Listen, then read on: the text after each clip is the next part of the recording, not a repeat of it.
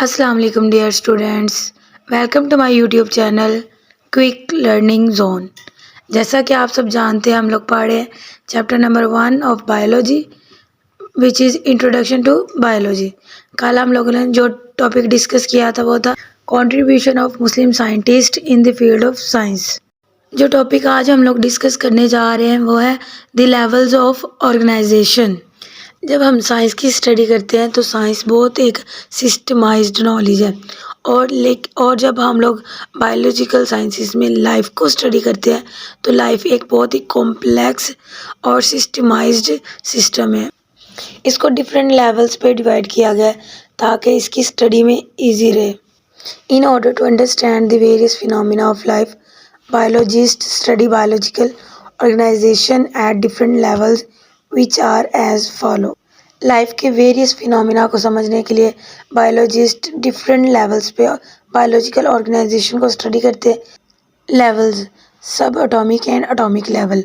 Different सब atomic particles मिलते हैं तो एटॉमिक लेवल बनता है, और जब डिफरेंट एटम्स मिलते हैं तो एलिमेंट्स बनते हैं, एलिमेंट्स मिलते हैं तो मॉलिक्यूलर लेवल बनता है, मॉलिक्यूल्स मिलते हैं आपस में किसी भी बॉन्ड के लिए, आयनी का कोवलेंट बॉन्ड के लिए तो मॉलिक्यूलर लेवल बनता है, मॉलिक्यूल्स मिलते हैं तो ऑर्गेनेली एंड सेल लेवल बनता है, जब सेल्स आपस में मिलते हैं तो टिश्यू लेवल बनता है, और जब टिश्यूज़ आपस में मिलते हैं तो ऑर्गन लेवल बनता है, जब डिफरेंट ऑर्गन्स मिलते हैं तो ऑर्गन सिस्टम लेवल बनता है, जब सारे ऑर्गन सिस्टम लेवल्स मिलते हैं तो एक इंडिविजुअल यानी कि फ़र्द बनता है, और जब बहुत से इंडिविजुअल्स यानी कि अफराद मिलते हैं तो पॉपुलेशन यानी कि आबादी बनती है, और जब डिफरेंट पॉपुलेशंस मिलती हैं तो एक कम्युनिटी बनती है, और जब कम्युनिटीज़ मिलती हैं तो बनता है बायोस्फीयर लेवल।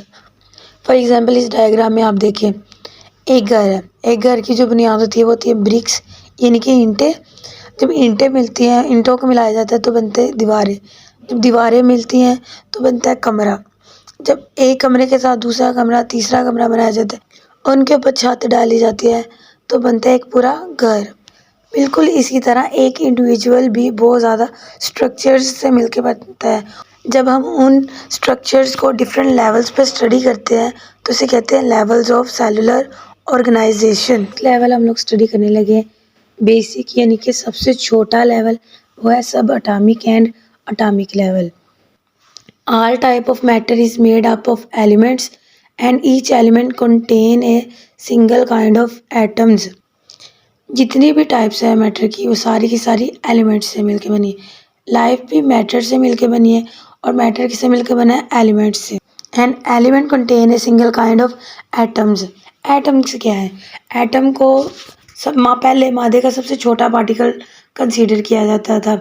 एटम दो, ये ग्रीक वर्ड है जो कि दो अल्फाज से मिलके बने। A means not and tom means cut, यानी कि ऐसी चीज़ जिसको कट नहीं किया जा सकता उसे एटम कहते थे। लेकिन जैसे जैसे और ज़्यादा रिसर्च होती गई, नई से नई चीज़ें डिस्कवर होती गई तो फिर पता चला कि एटम भी मज़ीद सब एटॉमिक पार्टिकल से मिलके बना है जो कि एटम से भी छोटे होते हैं। The atoms are actually made up of sub atomic particles. जो सबसे फेमस सब एटॉमिक पार्टिकल्स हैं जिनसे मिलके एटम बना है उनके नाम है the most stable sub atomic particles are electron, proton and neutron. ये एक डायग्राम है जिसमें एटम का स्ट्रक्चर दिखाया गया है। एटम के दरमियान में होता है न्यूक्लियस, न्यूक्लियस के अंदर होते हैं दो पार्टिकल्स, न्यूट्रॉन और प्रोटॉन। प्रोटॉन के ऊपर पॉजिटिव चार्ज होता है, न्यूट्रॉन न्यूट्रल होता है यानी कि इसके ऊपर कोई चार्ज नहीं होता। न्यूक्लियस के इर्द गिर्द होते हैं शेल्स, ऑर्बिट्स, जिनके अंदर इलेक्ट्रॉन्स गर्दिश करते हैं, रिवॉल्व करते हैं, और इलेक्ट्रॉन्स के ऊपर होता है नेगेटिव चार्ज। ये पॉजिटिव और नेगेटिव चार्जेस एक दूसरे को कैंसिल कर देते हैं। इस तरह atom stable sub atomic particles से मिलके एक स्टेबल पार्टिकल बन जाता है। जब एक जैसे एटम्स मिलते हैं तो एलिमेंट बनाते हैं। वो एलिमेंट्स जो लिविंग ऑर्गेनिजम्स की बॉडी के अंदर पाए जाते हैं उन्हें कहते हैं bio elements. Bio elements definition, the elements that take part in making body mass are called bio elements. Nature में 92 काइंड्स ऑफ एलिमेंट्स पाए जाते हैं। वो एलिमेंट्स जो कि लिविंग ऑर्गेनिजम्स की बॉडी बनाते हैं उसे बायो एलिमेंट्स कहा जाता है। नेचर में टोटल 92 काइंड्स ऑफ एलिमेंट्स पाए जाते हैं।